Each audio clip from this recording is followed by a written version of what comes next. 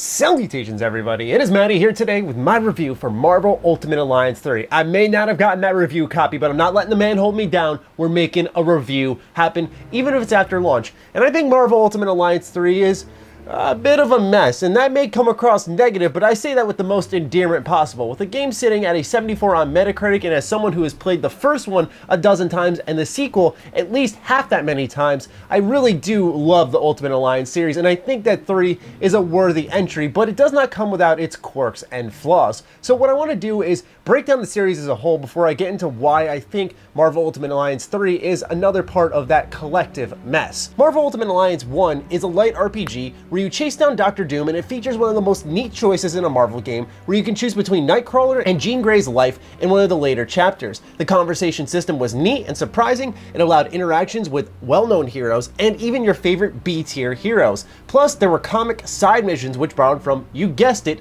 comic books. It was a title packed to the brim with fan service and was easily my favorite in the series and still is to this day. Marvel Ultimate Alliance 2 borrowed from the Civil War era, where you decide early on whether you want to ally with the heroes or the government and shut down heroes mostly after a catastrophic explosion kills thousands. It really sets the tone for the rest of the story depending on who you pick. While each story was semi-neat just to see where you'd go and who you'd meet, none of them are narrative masterpieces and serve as a vehicle to bring you to the neatest Marvel hotspots. The second entry did offer a bit more replayability thanks to those two choices in the story, but it only hit up Wakanda as a memorable location as far as I'm concerned. Now, both these games feature a simplistic but effective combo system consisting of sweeps, knockups, charge attacks, abilities, and in Marvel Ultimate Alliance 2, it's the same, except your ultimate can combo for some pretty dazzling stuff. The combos are something Marvel Ultimate Alliance 3 did away with in exchange for a simple, weak, and strong attack system alongside abilities. This is a decision that I believe left the gameplay a little more mindless than it should have been. So as you could probably gather, this series is very much loved by yours truly, but it has a lot of ups and downs. It doesn't really look the best outside of Marvel Ultimate Alliance 3. It's not super deep. The story's been pretty weak in an industry where storytelling is really moving forward. And you'd think with the third entry, right? The third entry in the Marvel Ultimate Alliance series, they'd pick up where, or a little bit after 2 left off. But my first kind of gripe with this game is that it's called Marvel Ultimate Alliance 3, but it has nothing to do with the rest of the Ultimate Alliance universe.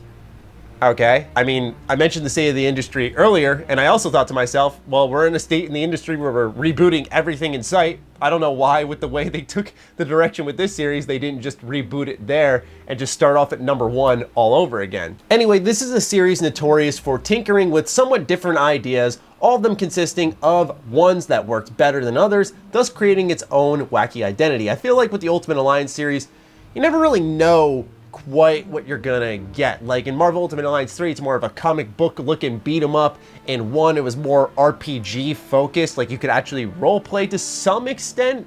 And then also we have Ultimate Alliance 2, which was a little more contained. It was trying to take itself a lot more serious, and it really truncated the whole experience because of that. Marvel Ultimate Alliance 3 spans across 10 chapters, each of those chapters taking about an hour or so to complete, where your journey, depending on how much side content you decide to dive into, will take you about 10 hours, we'll say. But don't worry, there are infinity trials on the side, which we'll be talking about later, which really add to the longevity. Now, as I played through Marvel Ultimate Alliance 3 this past weekend for the first time, I really wasn't in love with the experience. I was gradually unlocking heroes, but the leveling system really made them feel left behind, and I desperately wanted to switch it up, but I couldn't. And it was one of the few games, one of the only games I've ever played, where I felt like once the game ended, it truly began. What I mean by this is that you can do the New Game Plus on a higher difficulty with more unlockables, collectibles. It gives you access to most of the roster from start to finish now. You can tinker around in the Infinity Trials, use boosters earned from across the game, etc.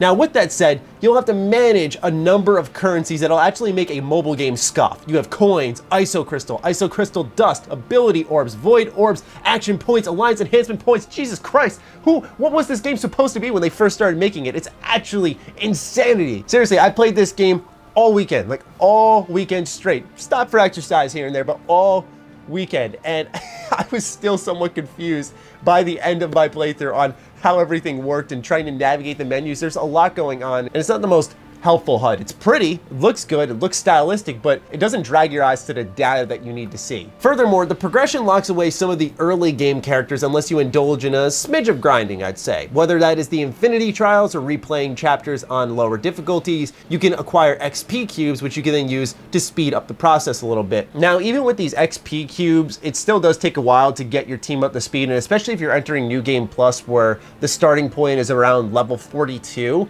and if you have a half a roster that's in its mid-teens to early 20s, getting them all leveled up requires a lot of work. So you really have to pick carefully.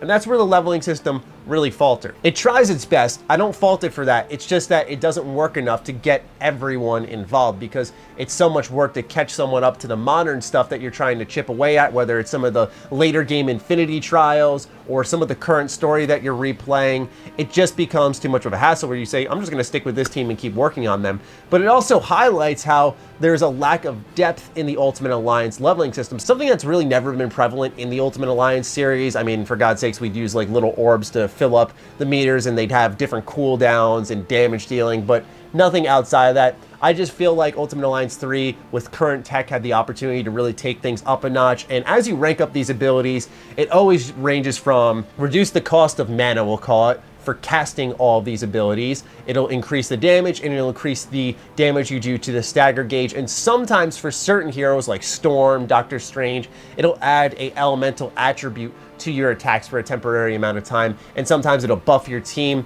Those are the heroes that stood out most to me because they felt unique, but often all of them have the same progression. Progression also carries into the Alliance Enhancement tree, and here you get a feeling of Tales of Exilia or the Final Fantasy Sphere Grid. You'll get loaded up with coins, once again, kind of just like a mobile game. I have like 4 million at this point, but you need Alliance Enhancement points, which are a little bit more difficult to get, whether you play through the game again or you get them through Infinity Trials. You don't get them in bunches, because as you complete these grids, you unlock entirely new buffs for your entire alliance. Speaking of buffs, you can also change out your team, and much like previous games, as you mix and match different members of your team, certain buffs will be added. Now, obviously, if you match certain comic book characters with their respective groups, like the X-Men or the Avengers, you'll see more significant buffs, but this also allows you to cross over with a bunch of different characters in different universes. Like if you have Ms. Marvel, Captain Marvel, Psylocke, you get the Woman of Marvel buff. So stuff like this allows you to combine these ragtag group of heroes that you never see together in a comic book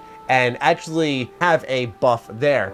But sometimes the buffs feel superficial, and that's one of my other issues with this progression system, because in this game you see minor percentage boosts, whether you're equipping an ISO 8 gem that gives you plus 5% in strength, or you get plus 3% damage in ethereal attacks, and even if you fully upgrade that ISO gem, it goes up to a whopping 7%. Stuff that even when stacked together is such a minimal difference.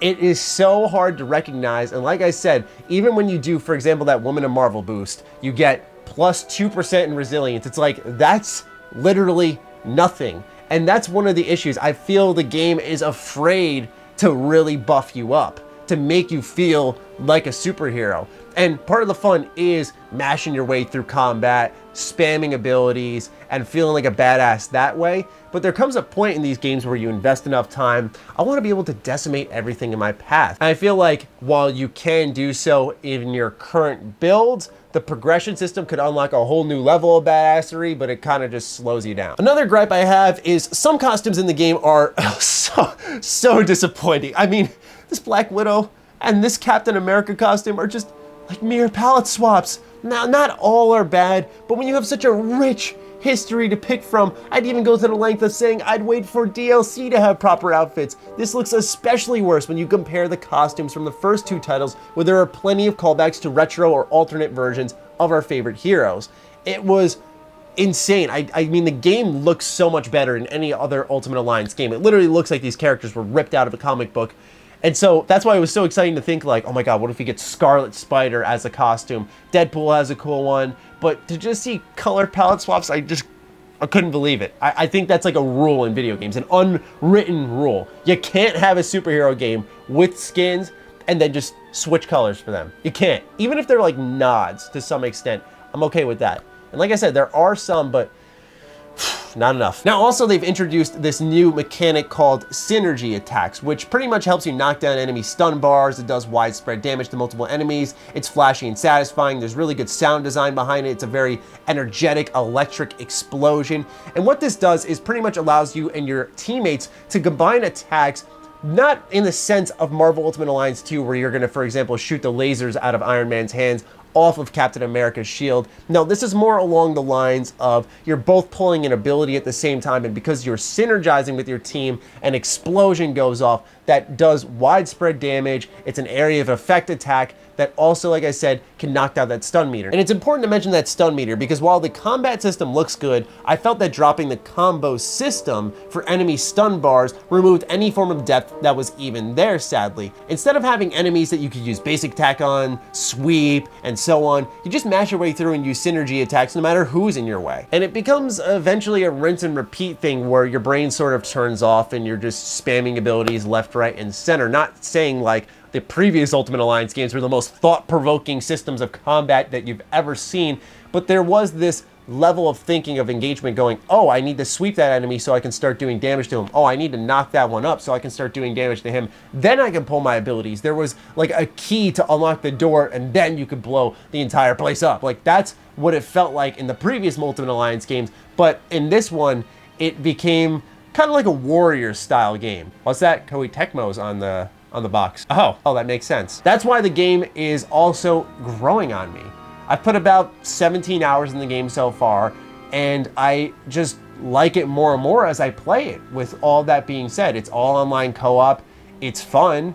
It's not going to be anything that I feel hits my Game of the Year list, but we'll see how bad the rest of the year gets, or if it gets really good. But it's a game that I couldn't help but continue picking up. I want to unlock all the heroes in the Infinity Trials. I want to get everyone's skins, even if it'll lead to disappointment. I want to rank up all these heroes. I want to see all these heroes combined together.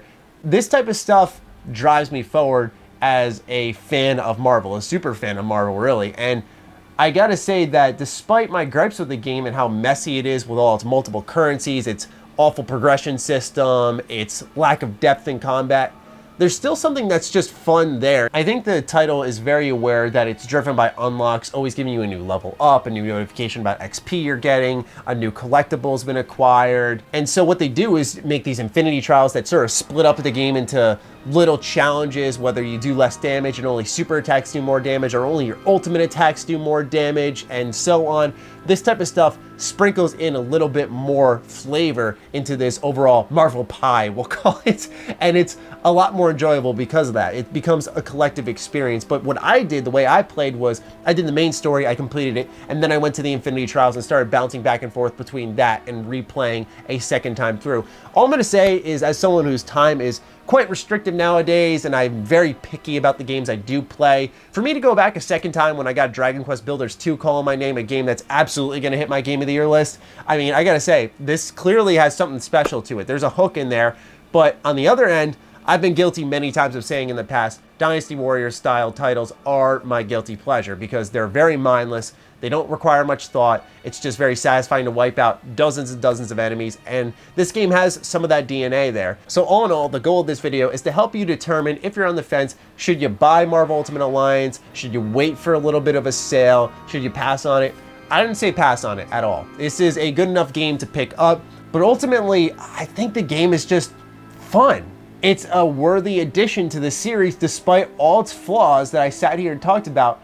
The overall gameplay loop is fun, and seeing these excellent graphics, these cool cutscenes, the way all these characters work together, the different levels and areas you go to, it's a real trip, and I have no problem recommending this game at full price. It's fun, you know, that's the thing, is that I don't have anything glowing to say about the rest of the series. I think 2 is easily the worst, but I'd still tell people, please go play that game. It's great. I'd say the same thing about 1, but 1's my favorite. I think that's actually a legitimately great title. It's replayable. I think that it's got a good spirit to it. I think, like I said, the light RPG mechanics in there are solid. I think there's a lot there to love. But in 3, it's a lot more of an up and down ride, but still, there's just a good hook in there that keeps you going. If you're driven by a good gameplay hook, I think you'll like what's here in Ultimate Alliance 3. Just keep in mind that Dynasty Warriors comparison, because I think there's a little bit of similarities to those 2 titles, and if you're able to just sometimes shut off your brain and enjoy just action combat, you'll like what's here. And it's a good pick up and play title for your Nintendo Switch. You have Infinity Trials, which you can pick up and play. The levels aren't super long. A lot of it's head into one area, engage in combat. So you could do that once, twice, then put your console in sleep mode and move on.